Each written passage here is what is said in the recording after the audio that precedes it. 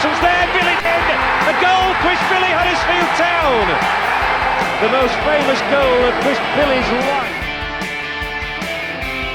Is this the moment for Lee Fowler? It is. Take your place in Division 2, Huddersfield Town. Ruby and Steve Simonson's boots now. He's missed. Steve Simonson clears the frame of the goal and collapses in a heap of tears. Huddersfield Town are promoted. Mustafa Schindler has a chance to write his name in Huddersfield Town legend. And he takes that chance!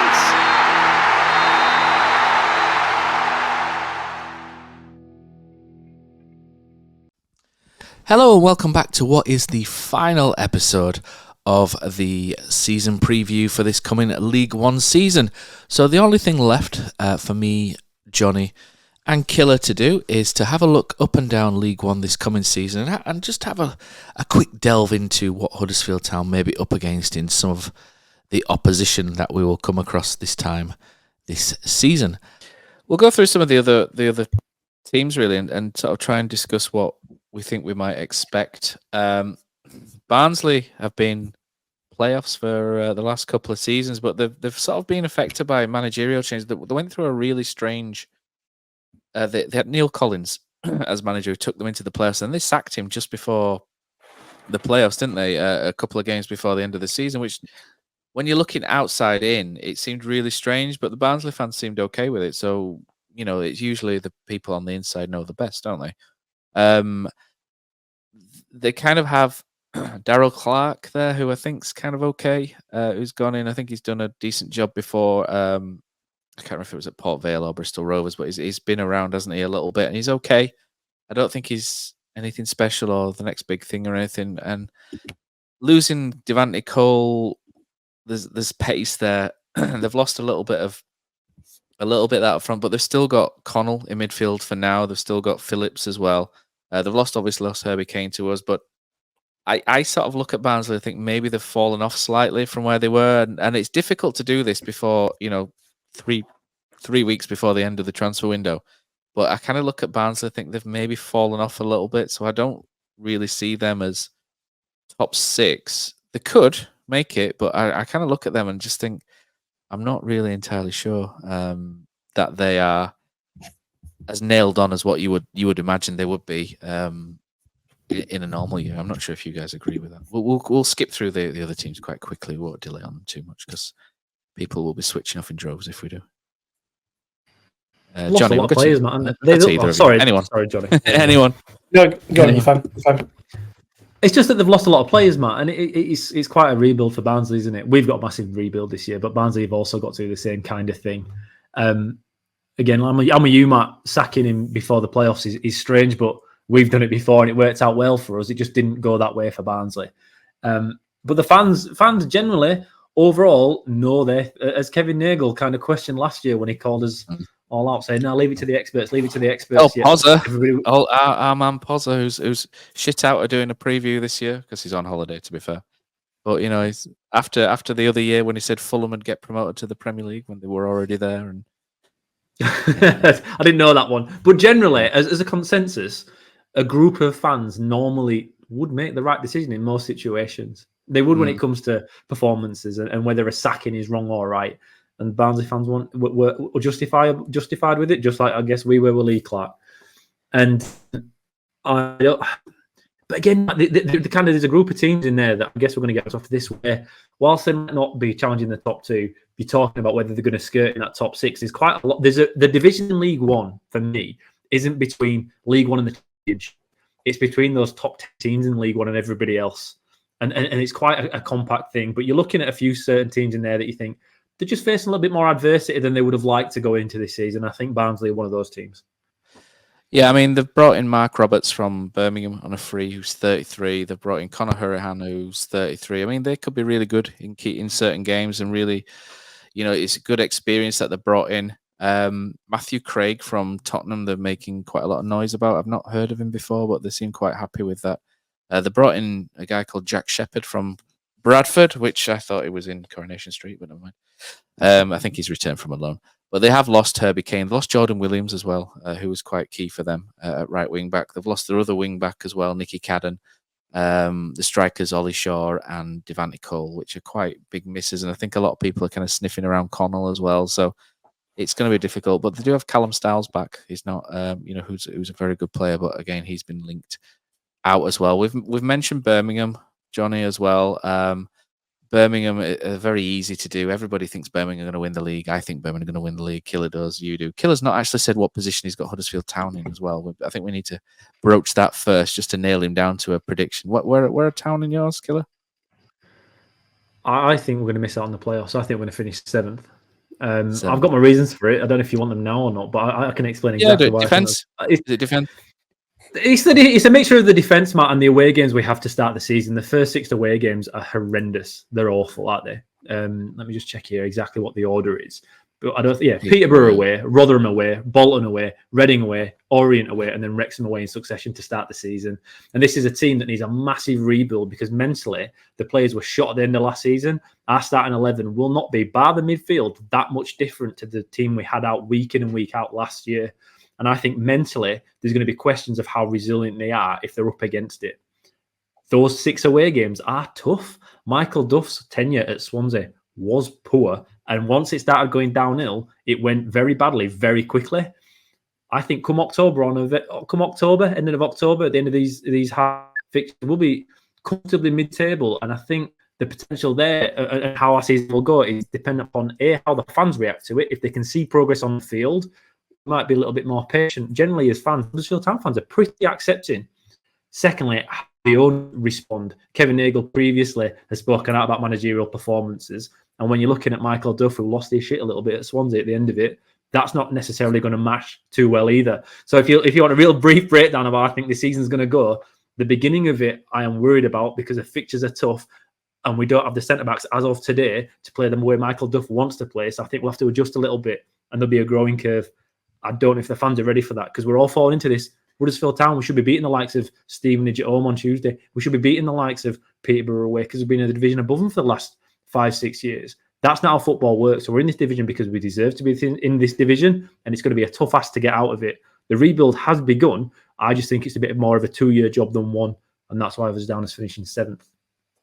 Fair enough. I think it's interesting how they'll start, but I think there's a lot of teams on the hop at the minute, including Peterborough. So it could be interesting. I think if we go to Peterborough and win, I think a lot of people will all of a sudden think something good could happen here. Similar to Blackpool in '94, when we went to Blackpool and won 4-1. One of my favourite opening days away from home was Notts County. Do you remember when we went to Notts County and we won 3-0 in, I think it was the 2010-11 season? I remember coming away from that watching Joey Goodjohnson and Scott Arfield dominate midfield and Joe Garner up front playing off Jordan, playing Jordan Rhodes and thinking we're going to piss the league this year, and we did. Obviously, we didn't. But that was one of my favourites. Coming away from there, winning 3-0 and absolutely playing them off the park when they were a favourite for the top 6 was good. Right. So Birmingham, we don't really need to do. Everyone thinks Birmingham are going to win this league. I think it. We all think it. Birmingham are essentially buying the league, aren't they? And to be honest, if you got the money to do it, why not?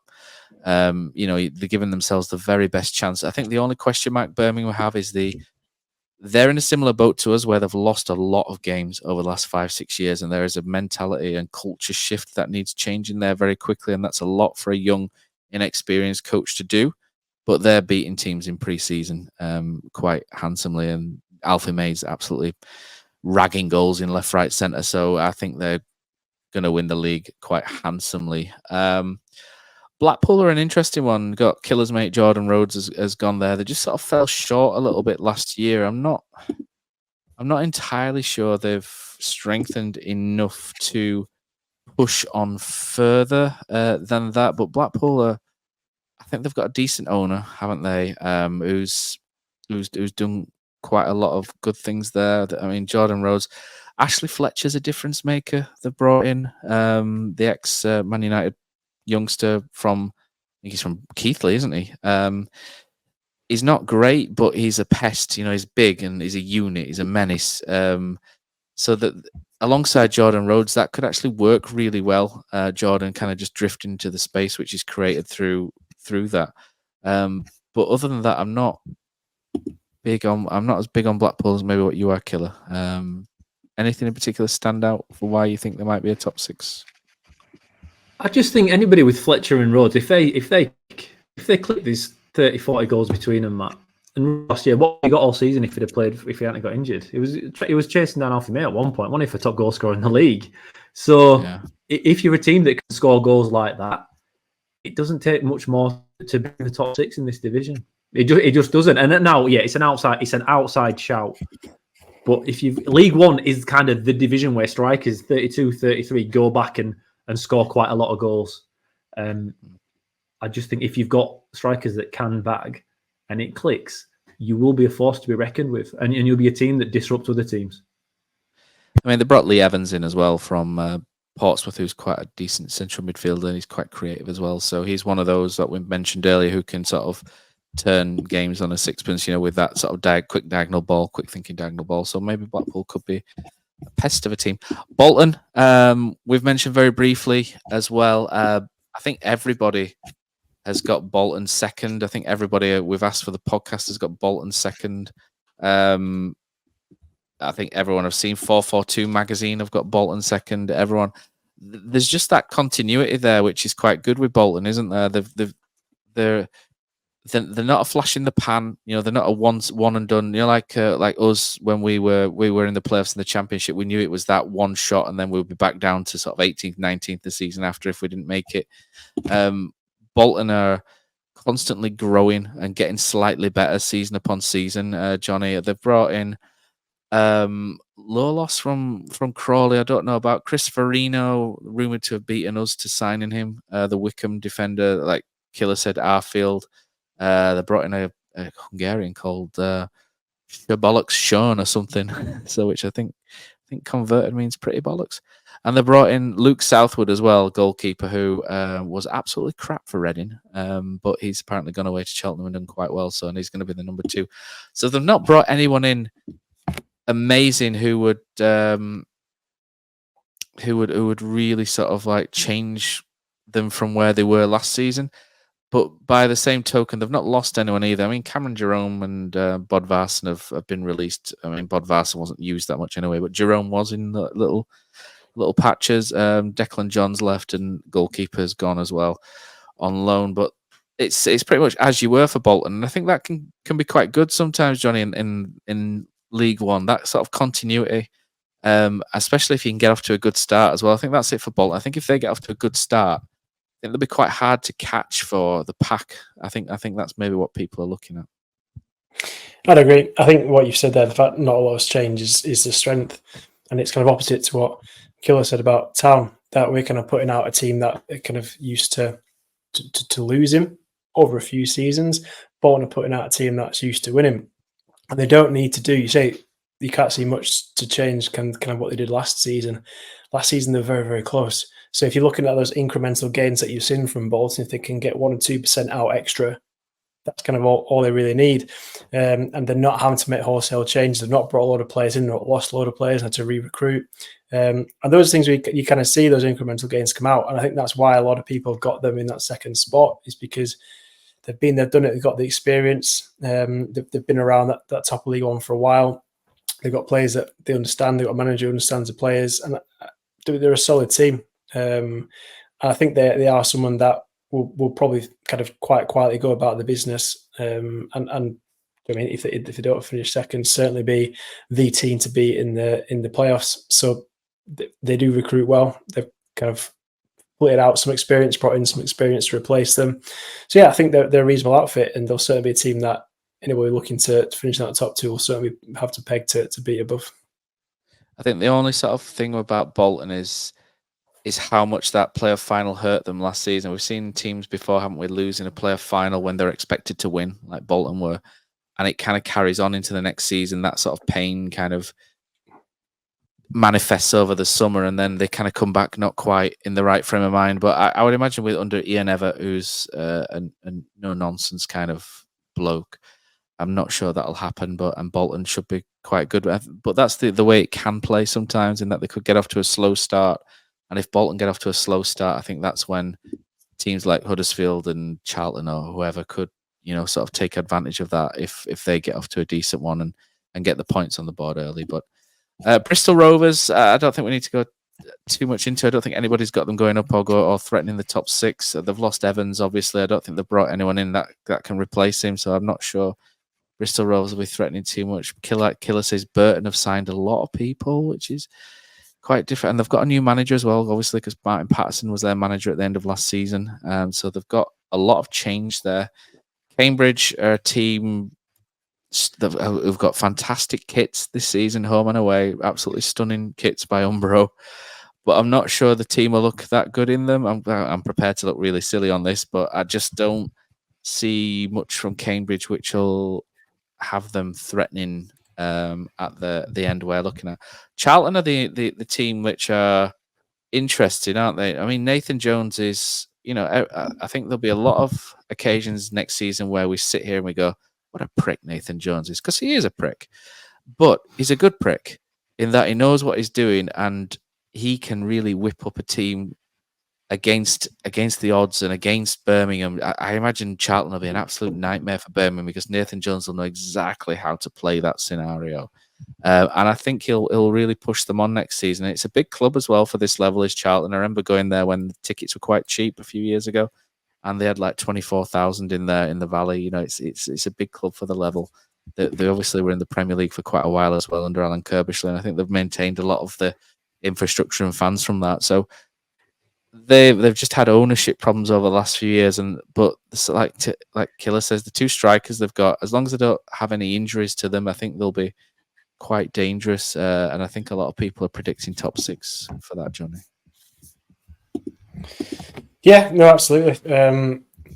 Like Killer's kind of touched on Charlton, to not repeat too much. But if at this level, you've got someone who can score goals and can put the ball in the back of the net, he's going to get you places. Godden is a player who's not done that so much recently, but has got experience in League One. There is a quality gap between Championship and League One.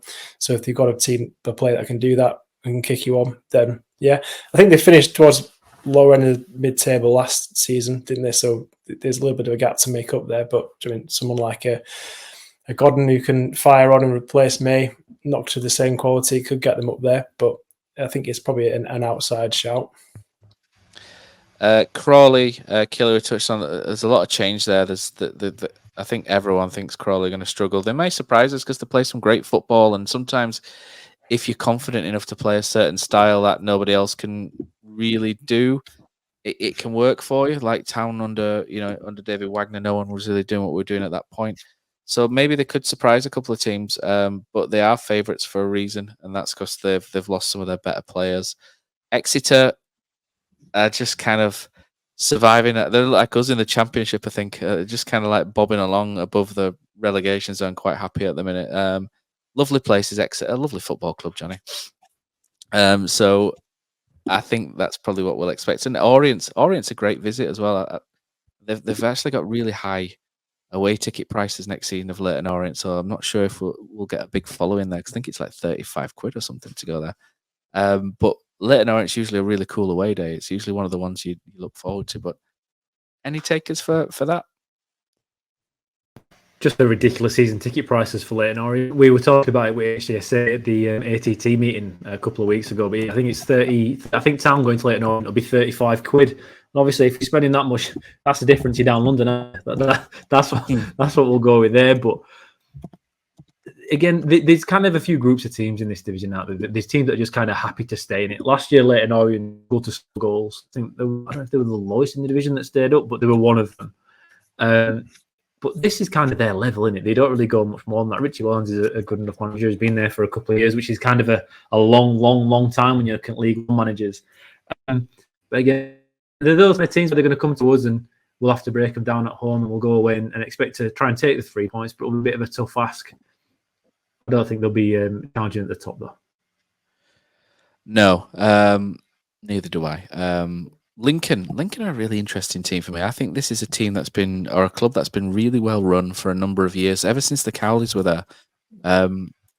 and they just incrementally get slightly better and better and better. And they had a really good run towards the end of last season, and just around, I think they just fell away from the playoff picture, didn't they, at the end? But they've obviously lost Sorensen to us. Taylor was there on loan, and the goalkeeper, I think, has gone to Millwall. So they've lost 3 key players, but they've still got Ethan. I can't pronounce his name. It's like Erhon, the Scottish midfielder, who's a very good player there. So I think Lincoln might be one of the dark horses to sort of have a look at for a top 6 place. It just depends on exactly who they can bring in between now and the end of the window, as it does for everyone. But Lincoln, I think, are one team that I wouldn't rule out making a late push to the playoffs. Any takers for Lincoln? Killer? Just the outsiders out there. A lot of people, sorry, Johnny, a lot of people have kind of tipped, like you say, Matt, Lincoln to kind of make it, but you'd expect Sorensen to be one of the main guys. They've done well in previous years. Like you say, Cowley's set them up for the great successes. I think they did better after they left initially.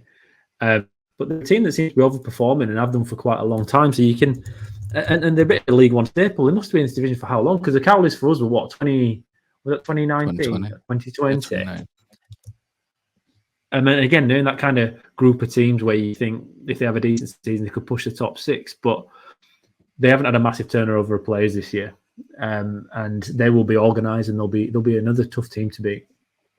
They've signed a couple of interesting signings. So they've replaced Sorensen with Tendai Darikwa, who's quite experienced. Tom Bayliss signed in central midfield, and at one point he was signed by, I think it was Preston,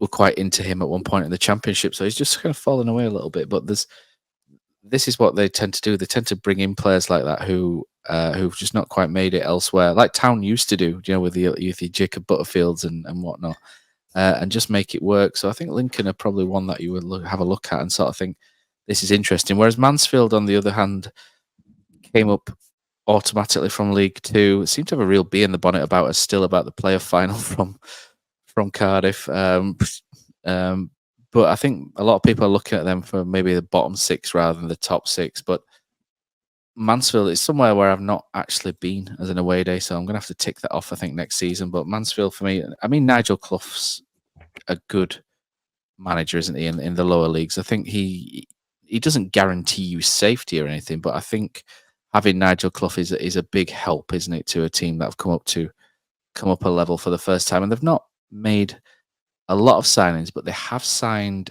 Lee Gregory, who's experienced, and they have actually signed Keanu Bacchus. And I think some people might remember us being linked with him at one point when we were in the Championship about 12 months ago. So if Bacchus has, I think is he South Australian? I think if he has the effect there that I think some people might think he will, it could be a really good signing for them. But they do have a midfielder, don't they, whose name escapes me, the one with a double barrel name who scores quite a lot of goals. If they can keep hold of him, then I think I think Mansfield will be all right. What's his name? Keller something, isn't it? Keller Dunn. I think he scored did he have 20 goals and assists last year in between it? But just quickly go back to Bacchus, Matt. He's Australian. He played for Western Sydney. He's only 19 and has already played for Australia. He's a cracking signing. He is a cracking signing for Mansfield. I wouldn't have expected to go.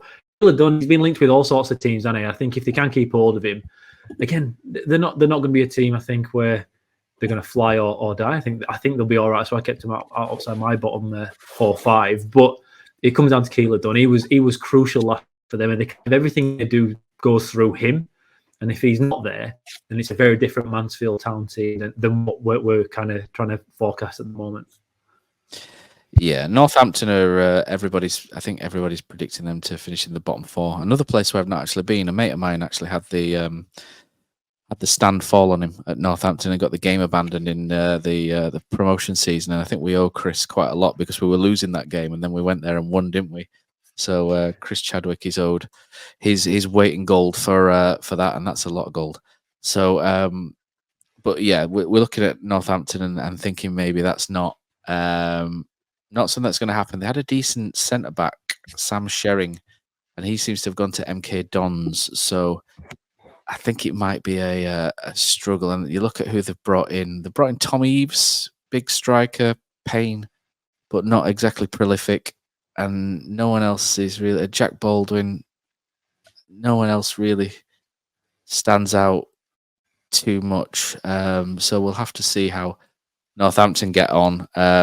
In terms of who else, we're going to have Peterborough. So we'll be renewing rivalries with Peterborough next season. And Peterborough are another team who have been in the playoffs quite a lot over the last couple of years and never quite get over the line. But every so often, Peterborough have a bit of a reset where they sell a large number of players and then kind of rebuild and then come back quite strong. And this just kind of seems to me like a rebuild period where they've lost Harrison Burrows, really good left-sided player, a lot of goals and assists for them last season. The centre-back, Ronnie Edwards, has gone to Southampton. The other centre-back, Josh Knight's gone to Hanover. Johnson Clark-Harris, who didn't start for them but was important off the bench, he's gone to Rotherham. The right-back's gone to Chesterfield. They've lost... I think that they're in the process of potentially losing Joel Randall to Bolton. That was quite well linked, and they had a midfielder. They had a striker, on loan. I think it's Ephraim Clark. I'm thinking off the top of my head. He's gone back on loan, or he's gone back from his loan to Coventry. So they've had a lot of players to replace. They've brought in Rio Adebisi from Crewe, who's a really good signing. I like that. Chris Clark's the one where everybody's looking at it because they've brought him from non-league and he was electric in non-league, but how that'll transfer to League One we'll find out next Saturday. Jack Sparks is the replacement for Burrows, again from Portsmouth. It seems a solid enough signing, good age, but other than that they're still in the process of bringing players in, so Town have got a chance to maybe catch Peterborough out. But alternatively as well, they've got a chance to catch us out as well. So it's going to be a really interesting game to see where both teams are at next week. Because both are still, I think they were still waiting for players that to become available that they would like to bring in. So it's going to be an interesting game between the two. I think they might fall short this year, Killer, Peterborough. They look it's like probably one of the weakest Peterborough sides. Like you say, Matt, do normally rebuild, but generally they get relegated from the Championship, isn't it? Normally kind of the fire sale kind of happens. But this year they've lost a lot of players. To be fair to them, Matt, though, Adebisi, is it 600 grand? That's a good sign. That's quite a lot, isn't it? It's a lot of money to spend on a left back, and with Chris Clark looking at nearly $500,000 as well. They normally spend quite big, Peterborough, when it comes to strikers, but they haven't done so, which is quite strange when you look at the squad, because none of the strikers jump out at you. I mean, Kwame Poku is probably the best I've got, but he plays as a right winger, so obviously they play with a front three, so it's a little bit different, but they normally have a centre forward, don't they? You go into a season where you think, oh, you better watch out for so-and-so at Peterborough. They bag 20, 25. They move for mega money. As usual, that's kind of the Peterborough model, whereas you look at the squad this year and they don't have very much. And again, Matt, like you said, that's why I think the first game at Peterborough next Saturday is huge for Town, because I think it's a really good test, because Peterborough, exactly what they were, they'll come and have a go at us, but the squad isn't necessarily exciting as it has been previously. And of all the bigger clubs in League One, they look like the softest. They look like the weakest to me anyway. Right, so let's have a look. Who else we've got? Reading as well are interesting. I think Reading, Jonny, seems to hinge on a takeover. So ex-Wickham owner, is it Matt Cohog? I don't know if that's where Peter Griffin lives, Cohog, but how you pronounce it, Cohig or something, how you pronounce it. He's currently in the process of trying to take over Reading. I think if that goes through, Reading could be in for a good season. If not, they maybe have a little bit more, but they've got a good manager, and like Killer said earlier, they've got players that score goals in Harvey Nibbs, so they've got something there. It's just if this takeover goes through, and you would imagine a little bit of an injection of funds, that Reading could be back. And who knows? Maybe it could be a Huddersfield Reading playoff again. And wouldn't that be quite amusing to see them against each other in League One after where we were in 2017? I'm sure everyone will have a field day with that who's not a Huddersfield or Reading fan, but they're interesting. And Rotherham as well. Rotherham made so many signings, you don't know how that's going to fit, but we've kind of covered them. Shrewsbury we've kind of covered a little bit as well, with them sort of looking not amazing, not in amazing shape at the minute. Like we mentioned Tom Bayliss earlier. That's a player Shrewsbury have lost, who is quite big for them. Stevenage have lost Steve Evans. So that's a huge miss for them, which may see them fall away a little bit. But Stevenage do have a couple of good players. They've got a really good centre back. I think they'll be really difficult to sort of get round. But Stevenage have got a centre back whose name I'm desperately trying to remember. I think it's Piergiani. Is it Cal Piergiani or something? How it's pronounced? But he's a decent player, and he wouldn't look too out of place in a team who's quite higher. But they've also got a left-sided centre back. I think Town were linked with as well at one point. I think it's Lewis Freestone they've signed, who Town were linked with as well. So they've kind of brought a couple in. Dan Kemp's coming from MK Dons, and he had quite a good spell at MK last year. So maybe it's one not to sleep on. Stevenage. I think I said Peterborough a minute ago, but I meant Stevenage. Tyrese Simpson's joined them as well, so we know for a fact he's going to score for their first away game when he returns next. Well, it's this month now, isn't it? So Tyrese is going to lead the line, and people may sort of like dismiss that, but when you're the size of Tyrese Simpson and the pace of Tyrese Simpson, that's always going to cause some form of issue. So interesting times for them. Stockport, Johnny, you don't quite live out that way, but you're closer than us. But Stockport are interesting to me. I think they're a team who won League Two last year, and I think there's potential for them to sort of kick on a little bit and do a bit more. They do have some good young players in that sort of team, and for me, they've got an ambitious owner as well, and they've kind of gone out. I don't think they've gone out and done an awful lot so far in the transfer window, but they have the striker, don't they? I can't pronounce it. Isaac Alofe, is it? Who up front, who's quite an awkward player. Cal Wotton, who we were once linked with as well. And in midfield, they've got quite a good midfield with like Callan Camps or what have you. And I think they had Owen Moxon at one point, who was quite good. Nick Powell is there. So there are players that Stockport have got who could be really interesting. And I think sometimes you can ride that wave of momentum, can't you? And I just quite fancy Stockport to do quite well. And ex-Town defender Fraser Horsfall there as well, who's good at the lower levels. But I think they're going to be interesting, Johnny. Yeah, I think they will. Wasn't too long ago I was watching Stockport in the National League, and we're going absolutely nowhere. And it's a success story of an owner picking up a sleeping giant, certainly of lower league football, a good fan base, a good club, good history, and bringing them back into the Football League. And yeah, it'll be interesting to see how they go. I guess everyone kind of had a little bit of look at them in League Two, and they were certainly successful there. Got a bit of money behind them as well. How that translates, do you know what I mean, from cash in League Two to League One is a little bit different. But I think they've got, again, it's that structure, it's that crest of the wave. They've added some good players, a few on loan. A young midfielder from City, I think they're signing. They've got a striker. Lewis Fiorini.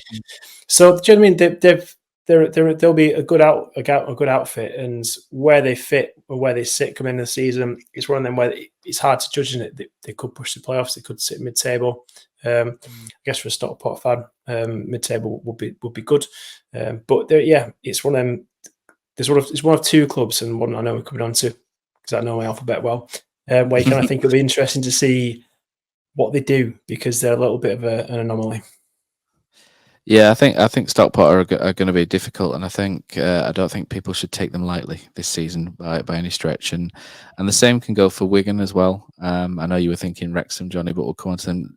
Killer quite fancies Wigan. I'm not entirely convinced. I know they've got a couple of good young players. Sam Tickle, the goalkeeper, is very highly rated. They've got Charlie Hughes at centre back, who is hugely rated, but Hull are currently in the process of trying to sign him. I think they've got Will Aimson, who is a Huddersfield Town fan, who was on loan at Exeter, who I think he's a relative of the striker Aimson. I think it's Paul Aimson, who used to play for Town in the sort of 60s, 70s. So they've got a couple, but I think the most interesting signing is Joe Hugel from Man United. I think that's a really sort of interesting signing, and if that works for them, then that could potentially be a bit of a masterstroke if he can get the goals. If he doesn't, then it's probably a mid-table kind of season. But they've got Othello Asgard as well, where Thor's from.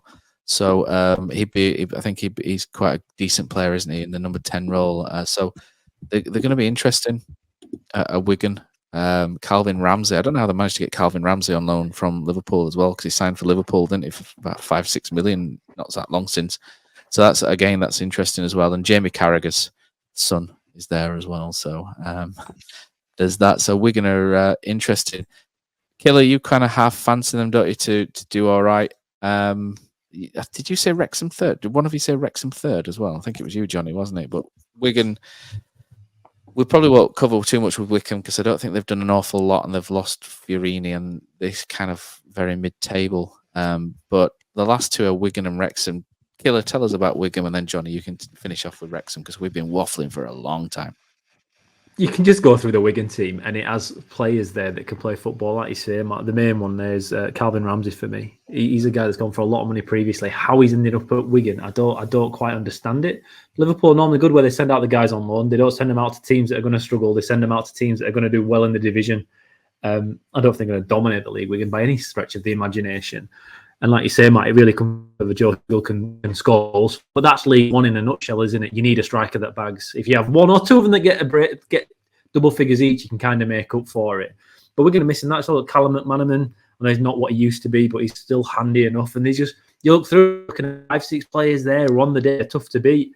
And if it just gels right, if it's right, the difference between a really good team and a really poor team in League One isn't very, apart from Birmingham, is usually not very much. It's confidence, it's patterns, it's form. It's all majority of it's mental. Every single player in this league is very fit. Maybe Kane, because the question if you're chucking it in from Town's kind of point of view, but they're all athletes. It's very little the difference. It's normally just consistency and a little bit of luck. And Wigan are one of those teams where you look through it, you think, do you know what? They've got a few game winners in here that on the day could be the difference between, like you say, a mid-table, lower mid-table finish and challenge at the top. Wigan are just one of those teams. And another reason why for Town this year is going to be tricky. It's going to be tricky because there's a lot of teams with weapons within them that can cause problems to any other team. Jonny, finish off with Wrexham. I think Wrexham, they're quite highly fancied by the bookies, but the way that obviously works is that that's because people put money on them. I am not as big on Wrexham as what quite a lot are, and I've heard little murmurs that they've spent quite a lot to get up to League One, and they might need to rearrange one or two things to push on further. You hear rumours that the likes of Will Boyler on sort of 12 grand a week or that sort of area, and you just think, you can kind of see why they might be threatening the old the profit and loss rules in League One. But again, if Ryan Reynolds sticks in the earnings from Deadpool straight into the club without it being a director's loan, then they can do what they like. That's the way it works. But they've been a little bit quieter than what you would think so far, haven't they, Jonny? They've signed the goalkeeper, haven't they, permanently, but not made any massive splashes just yet in terms of what you might think they would do. No, yeah, they're going to be interesting. I think the only thing I say about Wrexham is that they already have a League One team. They kind of had a League Two team in the National League and a League One team in League Two. So there's players you'd pull out there already of that kind of quality. They've signed the Plymouth centre-back, Scar. I think he's probably quite a good pickup at that level. I think he played most games for Plymouth last season. A bit of a no-nonsense centre-back. He's probably a good pickup. And a player really like Jake Bickerstaff, Wrexham, he's a young lad. He's probably above League One standard as well. But it's who else they bring in. And I mean, they've again, it's that Cressida wave. It's not momentum. I thought Wrexham probably might slow down a little bit in League Two. Just from watching documentaries when they're looking to put in, I don't think they're necessarily go quite as quick as they have gone, but they've fired straight through, and it's where they want to fit. They've worked on a model that, will buy players from the division above, put them in division below, and win the division. That becomes quite expensive when you're trying to picking out mid to top championship players and convince them to go down to League One. So that model might not work so well, but I do think they've got a bit of quality there. And if willing, the owners can look to kind of bankroll them to a certain extent, but I think it's very much that surprise package, and not in that sense of because obviously they're quite an obvious one, but I do think they've got quality in that team, and I think with a few additions and that kind of momentum could potentially take them up to certainly challenge in the top half into the playoffs. I quite like the centre back they signed who was on loan at Mansfield last year, Lewis Brunt from Leicester. That's a left-sided centre back who signed for them, and I just thought might have been all right for us, that one. Naturally wide centre back who can play on the left. But it's going to be interesting. So it's going to be an interesting League One season for sure next year, and hopefully Killer's wrong and Huddersfield are flying high next season. But hopefully we've not put you off too much about the defence as well, and everybody's predictions are going to fire in now. But fingers crossed, it's going to be a good season, and we'll be back after the Peterborough game to run the rule. All right, everyone, thank you very much. So my name's Jonny Gillespie, and my prediction for top 4. Do you want them in order, Matt? Top six, yeah. Top 6. Do you want them in order, or do you want me just to go through the top 6? Yeah, order would be good. I put Birmingham number 1. I think I put Bolton number 2. I'll put Wrexham number 3. Town number 4. I'll put Rotherham 5, Barnsley 6. Well, I'll tweak one. I'll go Cambridge, Northampton, Exeter, and Crawley. Well, for top 2 in the division, I think it's Birmingham. I don't think we need to go into why, but have they spent 20 million? Is that where they're at the moment? They've broken the League One transfer record about Christoph Clara from 7 times or something. Well, yeah, Christoph Clara, Bundesliga. They've got Alex Cochrane, Paul Williamson of Icelandic. He's plays for Iceland. You've got all sorts of players have brought in a top quality.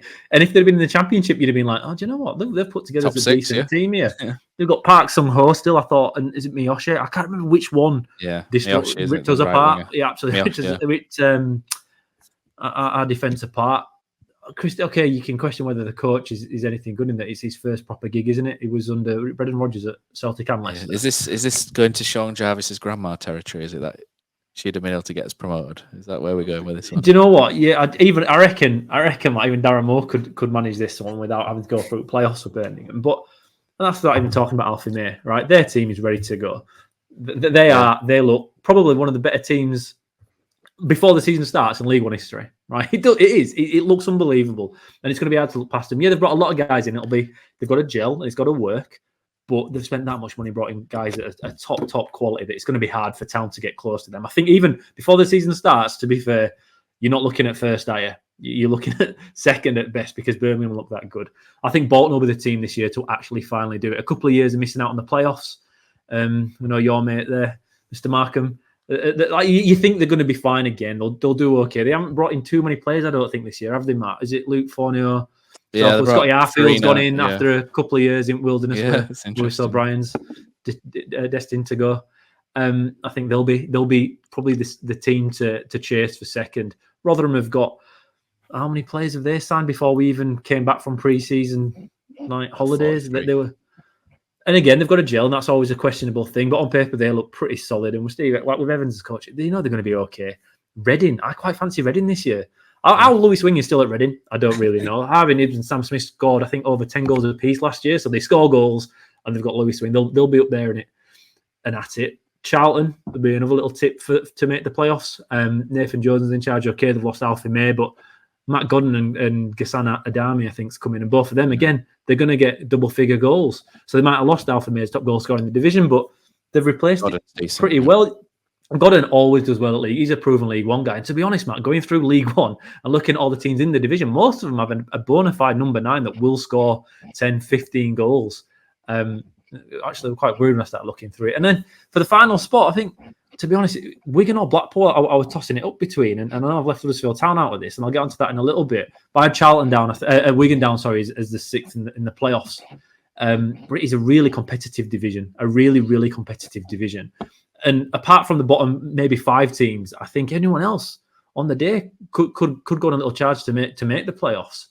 Because when it's a tough division, teams like when Leicester won the Premier League, I think they only got 78 points that season, which might be the lowest. This is me off the top of my head, one of the lowest ever required to win the Premier League. Because when there's a few other teams around them that are of a similar level, they take points off each other, and it gives a little bit more wiggle room. And I think that's what League One will be like this season. For going down, Matt, I want to acknowledge Cambridge, just as Gary Monk's there, and they've not brought in much, and a really poor end of the season last year. But I can't look past Northampton. They've got Sam Hoskins. He scored 50, I think, last season. But they've lost 6 first-teamers over the summer. Then you look at Burton, who've brought in 18 new signings. That's a lot of new players to try and bed in and try and work. Shrewsbury, they only had 16 players contracted, senior players contracted at the end of July. Now, I know League One's not the toughest division to stay in, but 16 senior players at the end of July is hard. It's hard going unless they've got an academy like we had with Peter Jackson in 2003, whatever it was. And then, obviously, Crawley. Crawley's a bit of a mess this year, isn't it, Matt? The Wagme brand, the crypto owners kind of dallying a little bit, went downhill, got relegated. They kind of let Could have been Bradford, but it wasn't. Could have been Bradford. They let him be. Then last year they did really, really well. But the rumours are this kind of summer that they've got back into it, affecting the playing squad a little bit. And they've sold a few of the first teamers, Corey Adai, Liam Kelly, a couple of us on the cheap, and they've brought in 30 new players. But I don't think the coach has actually come out and said anything about it. It seems to be quite a division, and the expectation is that he might not even be there by the end of August because of what's going on. And they seem like a real club in turmoil. And if you're looking for a safe bet to get relegated this year, Crawley's kind of the one. That's where my predictions are this year anyway. Off you go. My name's Rich Guzman, and these are these are my predictions. Birmingham under their American owner, they can buy what they want. There's not much of a cap, is the Matt, in League One, as I've been learning. Not if you put the money in, as long as it's not directors' loans. Yeah, you can pretty much do what you want. Someone's going to have fun there as well. Yeah, unfortunately, I don't think we're going to be second, Matt. I think Bolton's going to be third time lucky, mate. Two decent signings for Eno and Lolos. I think they're good for that division. I think they'll get over the line, mate, and that as well. Third place, man. This is going to be a bit mad, but I'm a Nathan Jones fan, mate. I think he's going to be a guy where we're going to have some ding-dongs with him this year. So it's going to be quite interesting. I think there's going to be a bit of needle and things as well. But I like the guy, mate. I like what he does. He's not everyone's cup of tea, but I think Charlton will come third. Do you think Charlton will be the new Peterborough? Is that what you're going for? I do.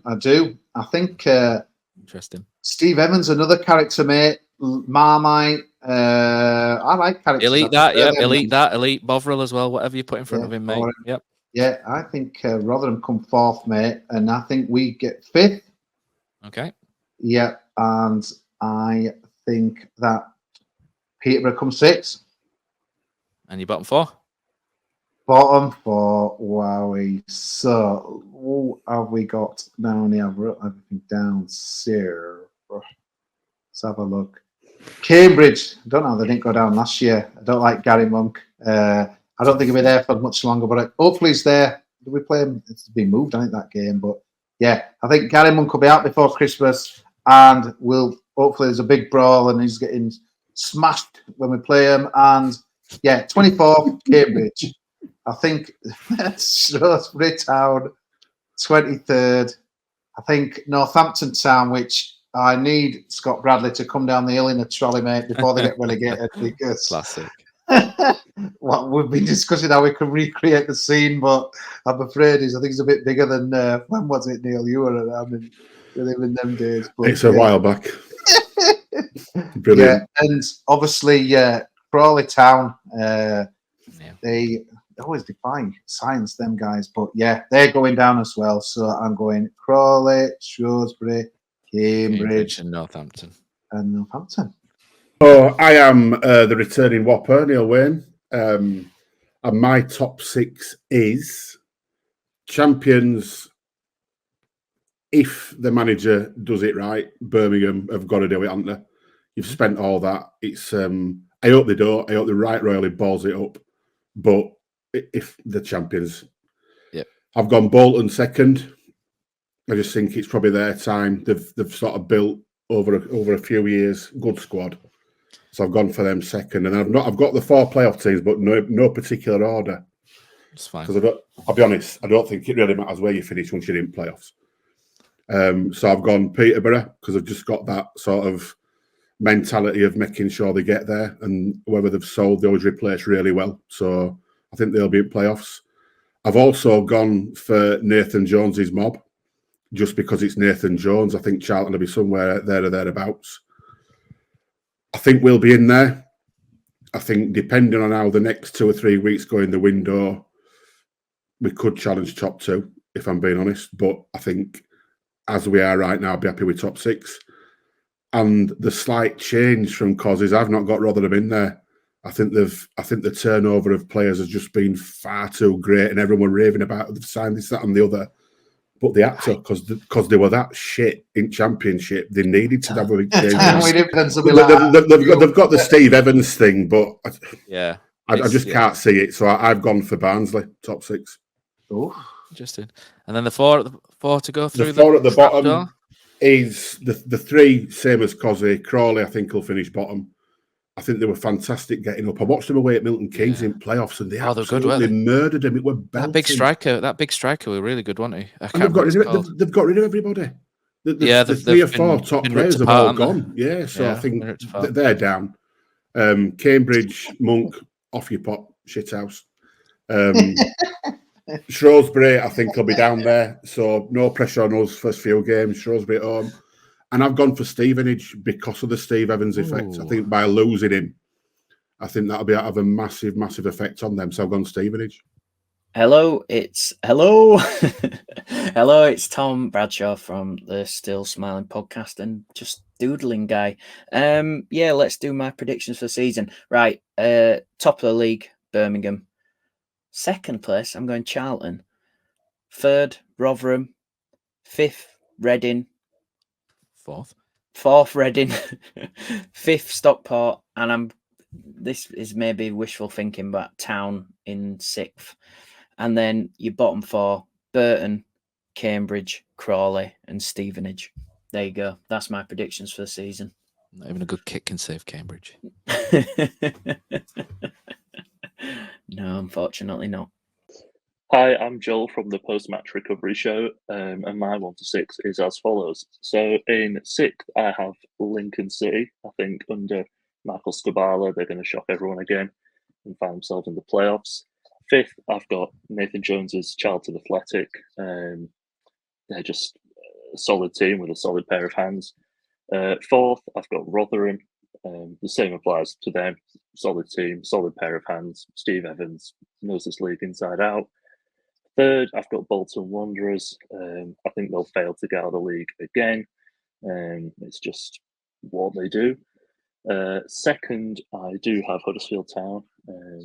I'm a bit of an optimist, but I think we can do it with a few more additions. And then 1st, who else? Birmingham City. Nothing more needs to be said, really, does it? And my bottom 4, so I've got Shrewsbury going down in bottom. They just no goals. Crawley in 23rd. Again, sold all their team when they've come up. Never going to end well. I've got Cambridge in 22nd, similar to Shrewsbury. They've just got no goals. I don't think Gary Monk's got it in him to keep them up.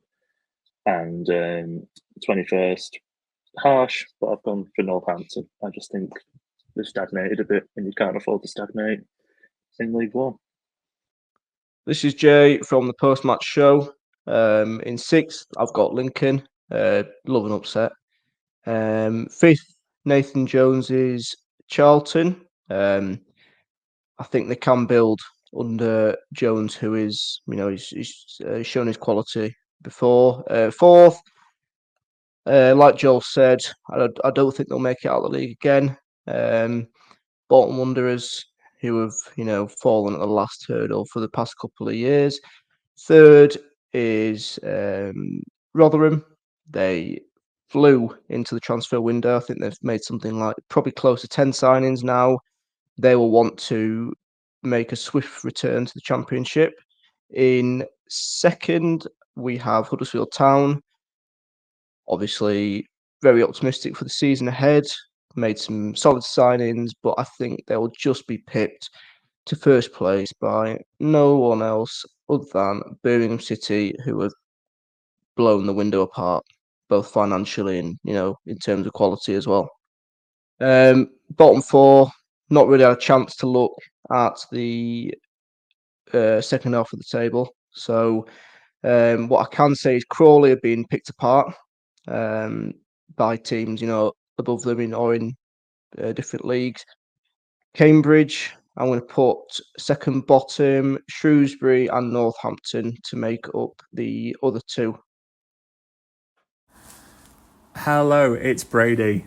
You know me. You know I used to do preview shows on here, and I occasionally be on the review show if Matt's struggling for guests and he allows. But we're still Smiling Pod. I think you'll probably know that by now. Anyway, predictions. I'm going to go. My top six. Here we go. Birmingham, Bolton, Lincoln, Reading, Rotherham and Huddersfield Town. Where do I think Huddersfield are going to finish? I think 6th place at the moment. I think there's a few things to sort out still. I think it'll be a bit of an adjustment to League One. And there's a few good teams in there with a couple of good players when you actually look at it, and like Wrexham and stuff, it's hard to tell. Caveat in this with, of course, depends who we get. We've just signed Callum Marshall on loan, but it depends who we get and who goes out between now and the end of the window.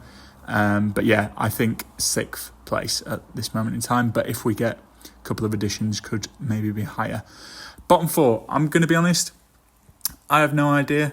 So I'm just going to pretend I've done loads of research. But I'm just going to pick teams from the other podcasts I've listened to, which they seem to suggest will struggle. So I'm going to go with Cambridge. Also, Gary Monk manages them. So, is this the ultimate revenge for him shoving David Wagner? Who knows? Yeah, Cambridge, Crawley. Sounds like they weren't expected to go up, and normally gravity kind of catches up. Shrewsbury Town, formerly home to Scott High's incredible loan spell. And Stevenage. Yeah, they're my predictions. Hi, Colin here, over in Stockport, supporting the town, coming in with my predictions for the upcoming season. So I'll start with relegation, probably quite similar to a lot of other people's. I'm going with Stevenage, Crawley, who I think they've just lost important people, haven't they? I think Shrewsbury will probably go this season because I think they've got weaker and they're always there or thereabouts down the bottom. And then it's a bit of a toss-up between Exeter, who I think are another one who I think they've lost quite a lot of players this year. But if Reading's takeover doesn't go through, then I think that they'll go. Ruben Sellers did an amazing job with them last year, but I think if that takeover doesn't happen, I can see him getting poached by sort of someone like a Birmingham or ourselves if we go to pop our manager, or even Championship club. Top six, I'm lukewarm on Wrexham, but I think financially, I think they've got the ability to make an in-season change managerially, and with the money that they're kind of chucking about, I think they'll probably be there or thereabouts. I'm expecting Charlton to be up there because Nathan Jones, well, he's a bit of a weapon. He is a good coach, and I think they've kind of got the constituent parts to challenge. Rotherham, I think they'll do well. I think they've recruited well for the division, but I think their style of play it can get predictable, and I think second half of the season, I think sort of more canny managers will know how to overcome them. And then I think the top three, it's going to be between Birmingham, Bolton and ourselves. I'm quietly confident that Town can get automatic this year. I think Birmingham, because they've spent well and they've had a good pre-season, I think that they could and really should be kind of the favourites for the division, but I can see the inexperience of the manager counting against them, and I think that's something that could play in Town's favour. Hopefully we've kind of got the money to strengthen mid-season if we need to as well, and fingers crossed that we can kind of hold on to Hellick and anyone else desirable like Nichols before the end of this transfer window. Up the Town, looking forward to next season. Hi, David Hartrick here from We Are Terriers, captain, leader, legend. Top six, I'm going to go Birmingham are going to win it. I think they've bought too many goals not to, basically. I'm going to put Town in second. I'm basing that on some of the players I think they're going to bring in, and if they do, I think they'll be second. If they don't, we're doing this before the end of the transfer window, so I can't really say any more than that. I've got Bolton in third. Fourth, I'm going to go Charlton, who nobody seems to be quite as big on as me, but I think they're going to do well. Fifth, Rotherham, who are like Dad's Army, half the team's over 30. And then sixth, I'm going to go Wrexham, just because I quite like Deadpool and Wolverine. Bottom four, I don't know if these are supposed to be in order, but I think Crawley will go. I think Cambridge will go. Maybe Northampton or Burton. I think Burton might struggle this year, or Exeter. Exeter might struggle. I'll stay with Burton. I'll go with Burton. So Burton, Northampton, Cambridge and Crawley. Silly. Dom Howson, sports journalist for Reach PLC. I'm expecting it to be very competitive at the top in League One. I think there are up to 10 teams that are going to be challenging for the top 6, but the 6 that I've gone for are Birmingham, Stockport, Town, Wrexham, Rotherham and Bolton. I expect Birmingham to win the league at a canter. They ought to, with the resources and money that they've thrown around in this window, but I think it's going to be a real battle for second, and hopefully Town will be in the mix for that.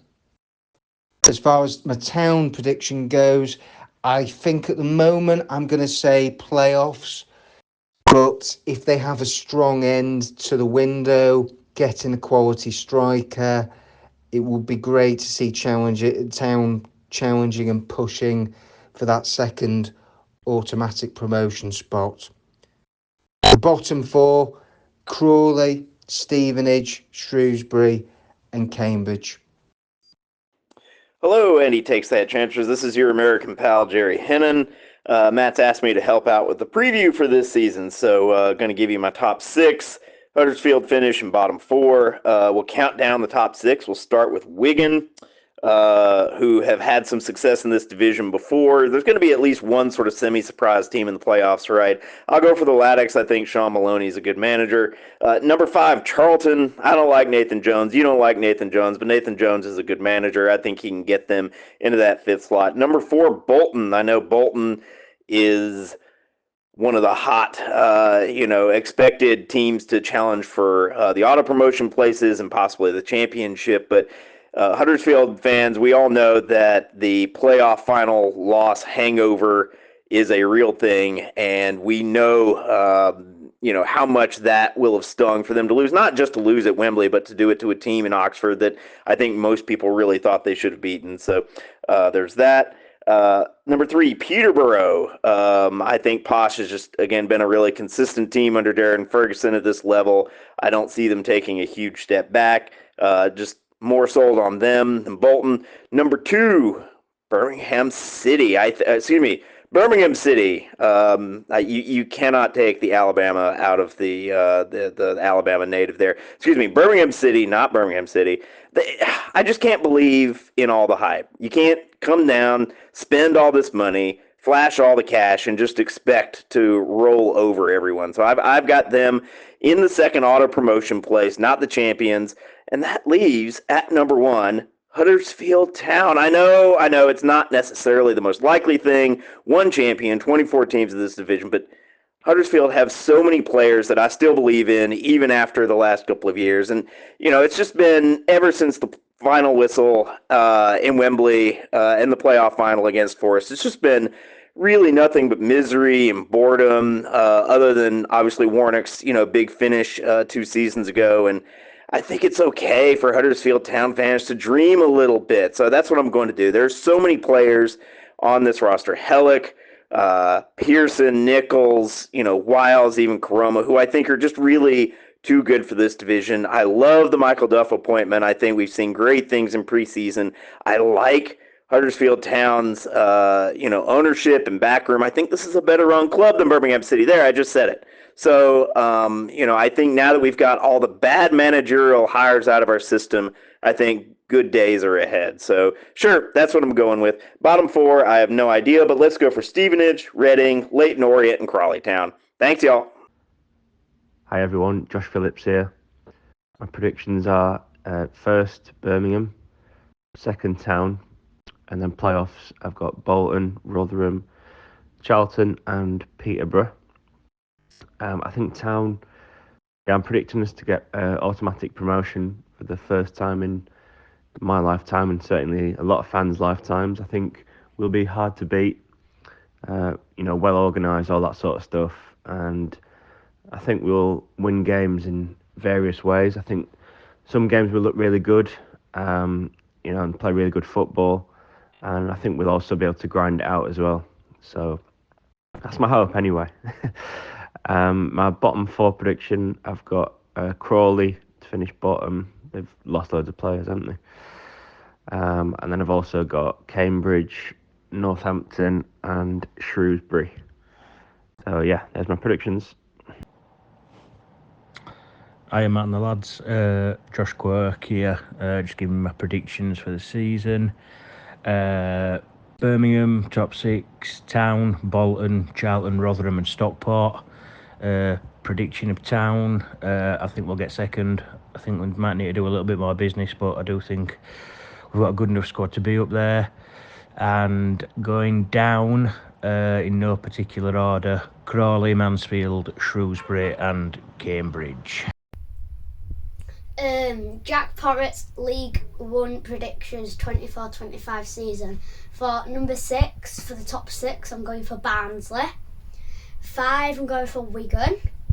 4th, I'm going for Bolton. 3rd, I'm going for Peterborough. 2nd, I'm going for Huddersfield Town. And the champions first, Birmingham. For the bottom 4, 21st, I'm going for Charlton Athletic. 22, I'm going for Stevenage.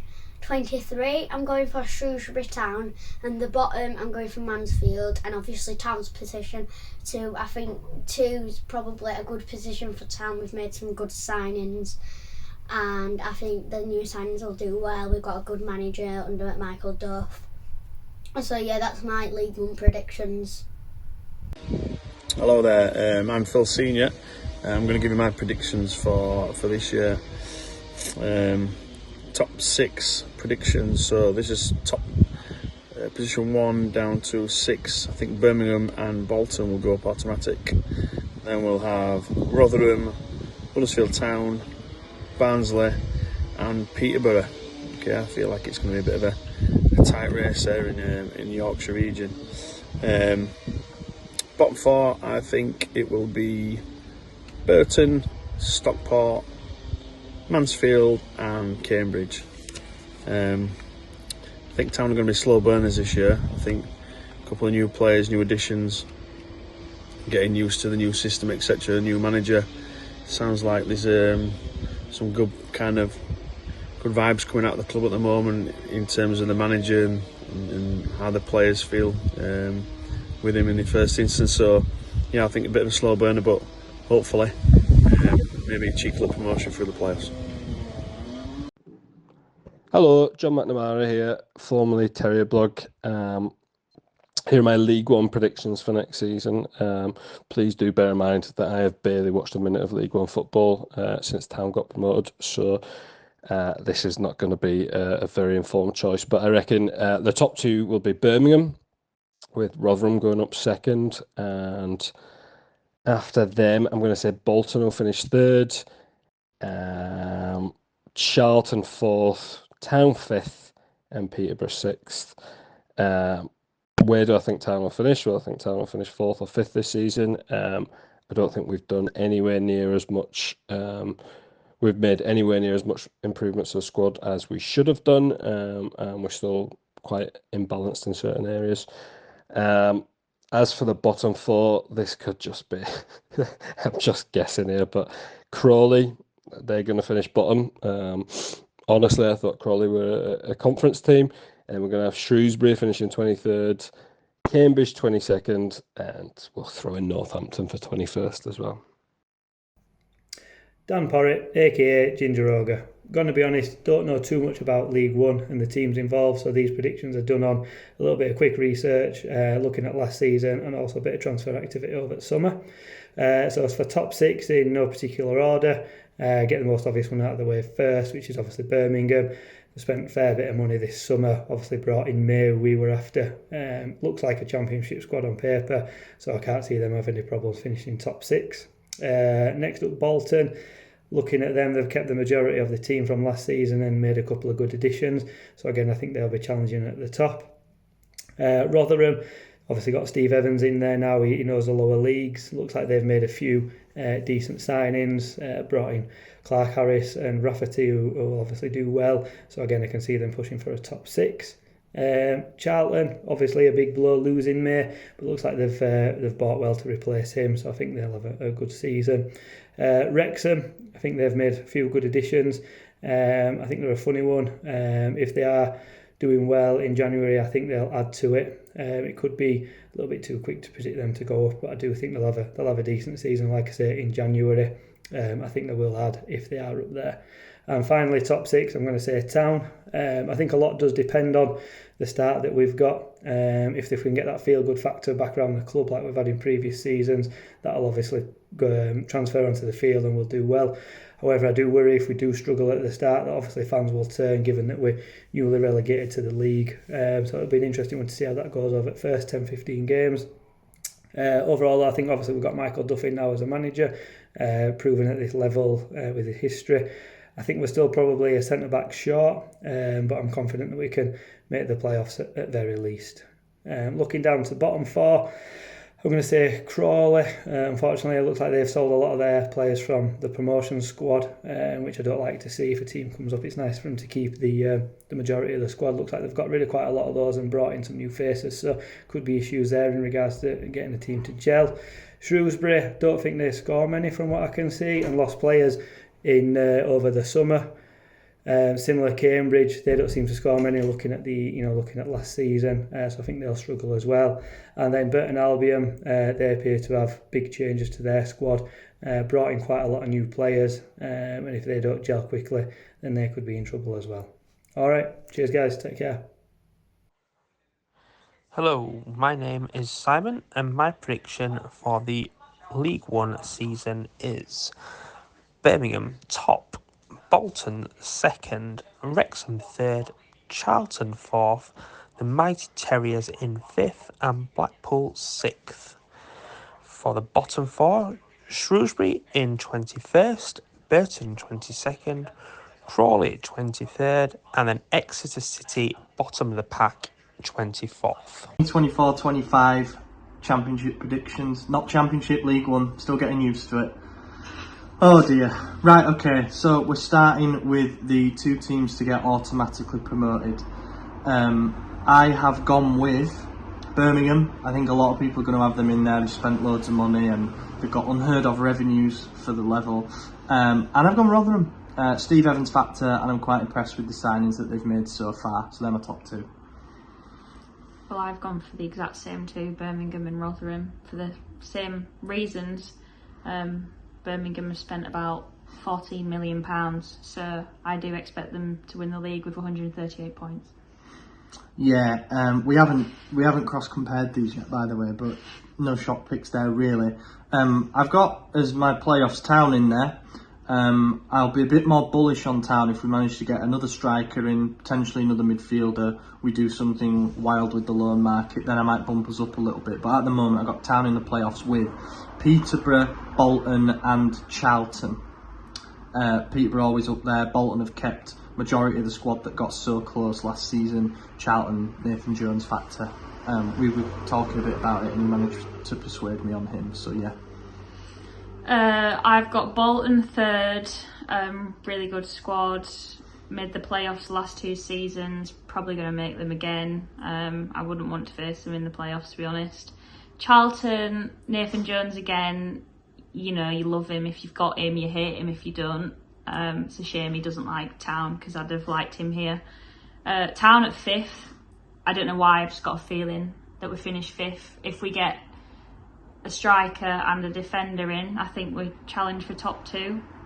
But without that I'm not sure. And Lincoln is a bit of a wild card one. They're quite well run, so yeah, that's always top seem to 6. recruit well. Bottom 4 is a complete stab, really, as it is every year. But I've got Shrewsbury, Burton, Crawley, and Cambridge. A couple of those, in fact, 3 of them only just stayed up last year. And I think Wrexham and Stockport will be fine out of the teams that have come up. I think Crawley will be the ones that struggle. But that really is, lucky dip, basically. I've got the same. I've got 3 of the same. So Cambridge, Shrewsbury, Crawley, and I've got Northampton there. They had Mark Leonard last year, who was their best player, and he's now at Birmingham. So I don't know if they're going to replace him or not, but there we are. That's my 4. There we go. Hello, Will Harris here with my season predictions for League One and Town for Andy Takes That Chance podcast. So my top 6 predictions, I think in 6th place it will be Peterborough. They've been in and around the top of League One for years. They know how to win games and score goals at this level. So I think they will nick a playoff spot. I think Rotherham will come 5th under Steve Evans. I think another manager we're not too fond of will come 4th, Charlton and Nathan Jones. And then, unfortunately, I think that Town are going to come 3rd. I mean, it wouldn't be unfortunate. I'd take that right now, but I think we're going to be pipped to Autos and finish 3rd. My top 2, I've got Bolton in 2nd. They've had a good few years at the top of League One, and I think it's their year to get automatic promotion. And I hate to say it, but I think Birmingham are going to win a league.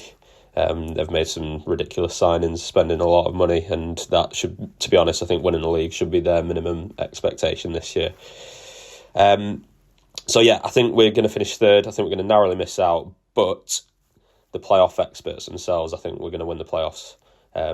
Beat Peterborough in the semis, get some revenge for Old Trafford, and then take your pick, Nathan Jones or Steve Evans. Who would we rather beat in the final? I don't mind, but hopefully beat one of them.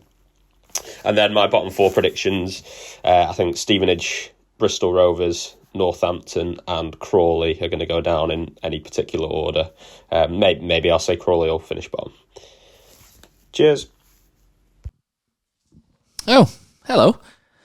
Are you still listening? Right, this is your 2023-24 prediction champion and pod host Matt Shaw here, obviously. Thanks to everyone there for sending in the predictions, but I know what you're thinking, right? Who cares what those shithouses are saying? You want the prediction of the champ, right? Okay, well, I think it's going to be a little bit tougher to predict League One because basically we've all spent the 10 of the last 12 years with our heads in the Championship. Now, a disclaimer. Some people call these excuses where I prefer the term disclaimer, to be honest.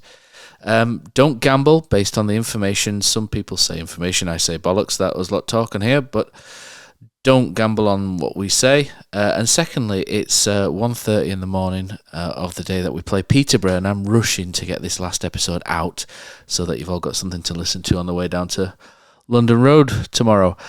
So here's my Championship predictions going bottom to top, and I'm going to go 1 to 24 for you all, so you can all point at the end of the season and say how terrible I am at predicting.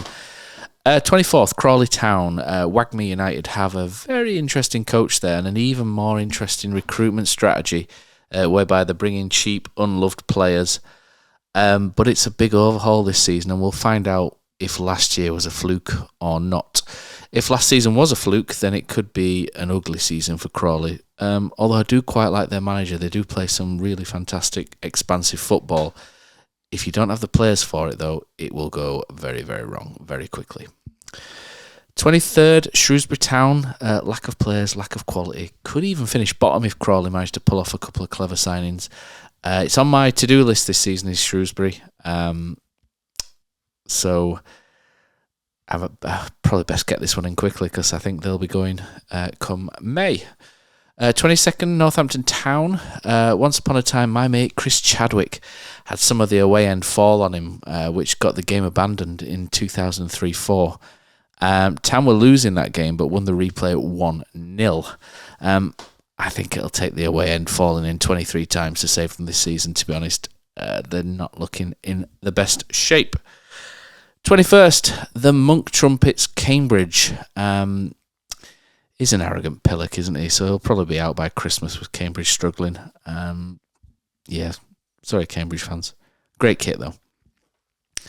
20th place, Burton Albion. A lot of change there with 18 new signings. And as we say in Yorkshire, though, change is not good. So Burton just avoiding relegation. 19th, Exeter City.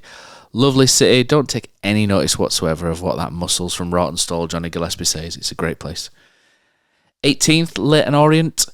£37 for an away ticket for the top category. It's a really disappointing move from what was once a really nice, lovely community-based football club. Do better, Leyton Orient. Come on. 17th, Stevenage. Losing the portly Bobby Davro lookalike was a big blow. Should just have enough to stay up, though. 16th, Bristol Rovers. I don't really have much to say on Bristol Rovers. I just had to put them somewhere. 15th, I've got Mansfield Town, and these lots still have their knickers in a twist about a correct referee's call in the 2004 playoff final. It's 20 years ago, lads. Let it go. Anyway, there's a lot to like about this team. They brought in Bacchus from Scotland, Australia International, and he's a really good signing for them. They have a lot of experience through the spine of the team as well in Aidan Flint, Lee Gregory. Will Evans is a really interesting and a very good capture for Mansfield, and they've got a real steady Eddie in their manager Nigel Clough. I've got Mansfield in 15th, but if they can get on a run and get the same levels out of Keller Dunn in midfield, then they could probably push into the top half, and who knows from there. It could also come tumbling down around them as well, and they could come towards the bottom four. But I think Mansfield will be a really good watch this season, and it's a really interesting team, so it could really surprise a lot of people. 14th, I've got Wycombe Wanderers, owned by a billionaire, but I'm not sure we're seeing him spend any money yet or anything significant. They've lost the centre-back Farino to Bolton, and there's still 20 days to go in the window, but I've not really seen enough from Wycombe to place them any higher than 14th. 13th place, I've got Barnsley. I just don't fancy them this season. They've lost Herbie Kane and the undertakings of Devante Cole. Not sure what you thought I was going to say there.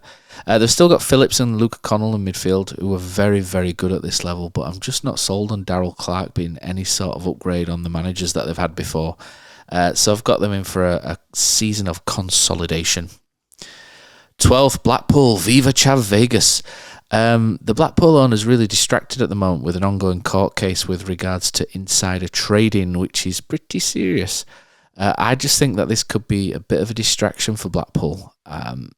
If it gets solved quite sharpish, then I'll probably say they can come higher than 12th.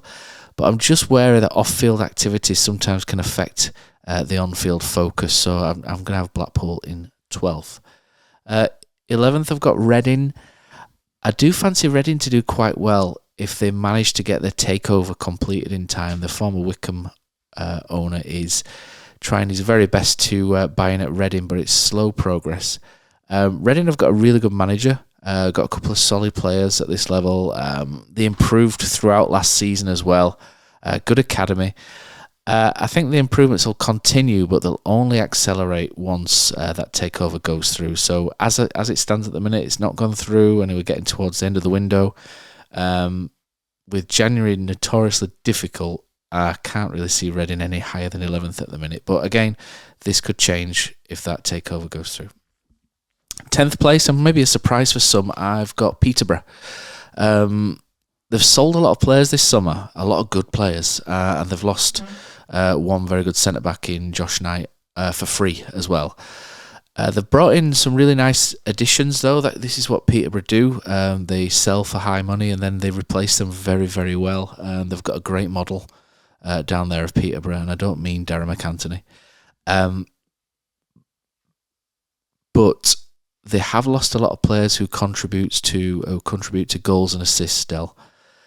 I just think the Posh might have a rebuilding season. However, I think Chris Clark and the left back Sparks look like good starts to that. but there's still a lot left to do. I mean, still 20 days left in the window, but as it stands, I couldn't place them higher than 10th. But again, come the end of the window, I might completely change my mind on that. And we will, I think, have an update to our predictions maybe once the window is closed. 9th place, Wigan. Wigan are quite upwardly mobile in League One after a couple of ropey years. Based on their transfer activity to date, I'm not sure they've done quite enough yet. I do like the manager though, Sean Maloney, but Charlie Hughes, who's a really exciting young defender for them, sounds like he's on his way out, maybe to Hull, which would be a big blow for Wigan. They've still got the goalkeeper there in that back line, who's an exciting young up-and-coming player. And so is Joe Hugel, who they've brought in from Manchester United. He's a really good up-and-coming player. If he can score goals, as he's threatened to do in men's football, given his ability at youth level, then I wouldn't rule Wigan out of the top 6. But there's too many ifs in the equation to put Wigan any higher just yet. 8th place, I've got Lincoln City. Lincoln are a very, very well-run club, and they have been for a number of years. If they pip us to Joe Taylor, if Luton let him go, and have replaced the goalkeeper Jensen and Lasse Sorensen effectively, who's obviously come to us, then I fancy them for a bit of a dart at the top 6. However, at the moment, they're just a little short, so I've got them in 8th. 7, Disney FC, Wrexham. I don't think the top end of League 2 and the bottom half of League 1 represents too much difference, but the top of League 1 is a bit of a stretch from League 2. Wrexham should be interesting, and it's a shame we play them on Tuesday nights as well, because it's a pain to get to Wrexham on a Tuesday night.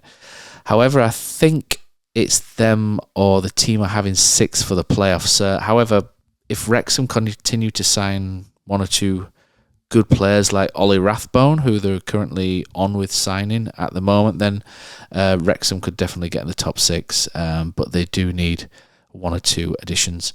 In 6th place, Stockport. Until Wrexham do that, I think I've got Stockport pipping them in 6th. Look, Stockport don't have the Disney following, but for me it's a much better story from where they've come from to get to where they are. They've got a very well-off and ambitious owner as well. Stockport have also got some really good players who I think are at a good age, who can really raise their level from League 2 to League 1 and continue to grow. And I think momentum's a really big thing in football as well. Riding the coattails of momentum can get you quite a long way. And I just fancy that Stockport could do that. But like I said before, I think much depends on who has the better transfer window by the end of the month between them and between them and Wrexham, for who finishes in 6th. 5th place, Charlton. Nathan Jones calling. Nathan Jones, you're a whopper. Whopper he might be, but good manager he also is. Let's be fair. Charlton have some really good options going forward, and I quite fancy them to finally move onwards now that they seem to have got a bit of stability in the boardroom as well. I'm a big fan of Miles Leaburn, who has unfortunately had some injuries in the last year or two. But if he can get back to anything like he was before, then we could be looking at a striker ready to absolutely batter the rest of League One. He's very talented. And I think Nathan Jones will probably get the best out of the players there, and he's brought in Luke Berry as well from Luton, who was part of that Luton team who climbed the leagues when Nathan Jones was there before, and I think that's a really smart pickup as well. So I don't think they've the finished article by any stretch so far, but I think Charlton should move on to better things next season. In 4th, Rotherham. They've made a lot of changes, brought back the big man, but they were bad last season. Let's not forget that. Much will depend on how the club cope with what was a soul-destroying relegation, really. Barely, I don't think they won a game, or maybe won one game away from home. They really struggled on the road, and I think there's a lot of mental scarring that can happen in that kind of relegation. But they do, though, possess some good players to Rotherham at this level. They brought a lot of experience in as well, a lot of nous, and it should allow them to outthink a lot of their opposition and work out how to break them down. And especially some of the more stubborn defences who sit deep. Rotherham have got a lot of players that can get round the back or go over the top of teams. Joseph Hungbo is a good signing, I think, if he stays fit. Nombe, the striker they brought in last year that didn't really work, is back at a level he's probably more happy at, so I think he'll be a really interesting one. And they've got Hugel as well, who's not a player I particularly like, but like I said earlier, if they can't go round teams, they can go over the top of them with somebody like him. So they've got a lot of options there. Humphreys at the back as well is a really good defender. So Rotherham in fourth. In third, unfortunately, I've got Huddersfield Town. It's tough to know where to place us. I've currently got us fourth, pending some positive action in the transfer market between now and the 30th. However, we could also lose Hellick and Nichols, which would be a real blow if we did. If we could bring in a Joe Taylor, I know we've just signed Callum Marshall yesterday, but if we could bring in a Joe Taylor or a striker of that quality, another number 6, and a wide centre-back to just make that back three more balanced, then I think we could get second place, providing that we don't lose too much ground on Bolton early on. The first few away games we've got are very tricky, and if we find ourselves too far behind too early, it's going to be very difficult to claw that back. But Michael Duff's teams do tend to start quite slowly and then tend to power through towards the end. So if Town can stay in touch coming to the January window, then I think the club would do all they can to get us over the line. Kevin Nager would for sure throw some money at something that we would need, or anything that we would need at that month. So I'm caught between fourth and second, so I've gone third. That makes sense, doesn't it? Number 2, Bolton.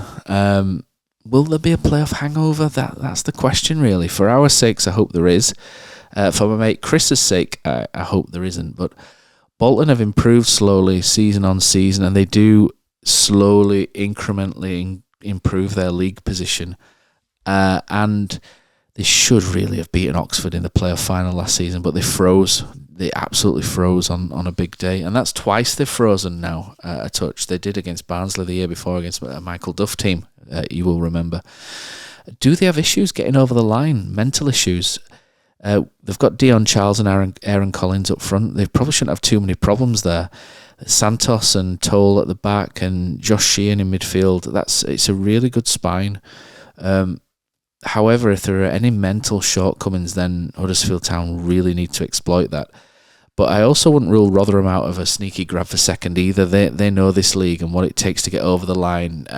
Not just Steve Evans, but the owners have been there. I've overseen a lot of promotions from this division, so it's going to be an interesting one. I think the top 4 are all shouts for, or very close shouts for automatic promotion, but I just fancy Bolton at the minute, pending any potential relegation hangover.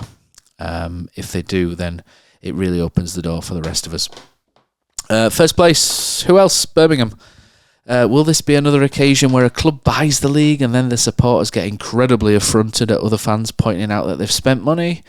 Probably. Look, Birmingham are deadly serious about going back up. Deadly serious. Don't worry about FFP when they do. They've got no problems in terms of worry. They've only got one thing on their minds, and that's Championship football. The manager's inexperienced. Don't worry about it. If he's crap, they'll bin him and bring someone in who isn't.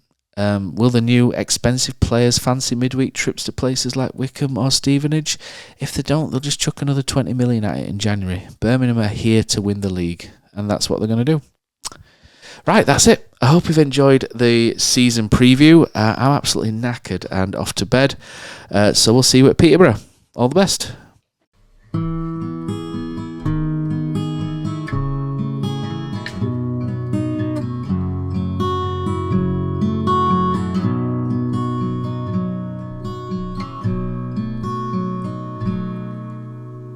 There's a team that is dear to its followers. The colours are bright blue and white. They're a team of renown, and they're the pride of the town, and the game of football is their delight. And all the while upon the field of play, thousands loudly cheer them on the way. Often you can hear them say, who can beat the town today? And then the bells will ring so merrily, and every goal shall be a memory. So town, play up and bring that cup back to Huddersfield. So town, play up and bring the cup back to Huddersfield.